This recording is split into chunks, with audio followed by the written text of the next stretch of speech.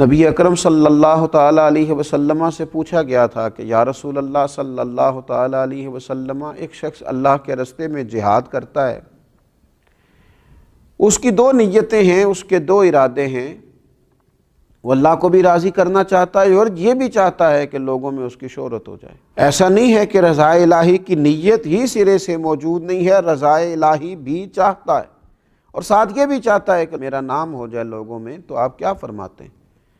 تو حضور علیہ السلام نے جو فیصلہ دیا وہ سمجھنے والا ہے۔ حضور فرمانے لگے اسے اللہ کی بارگاہ سے کوئی اجر نہیں دیا جائے گا۔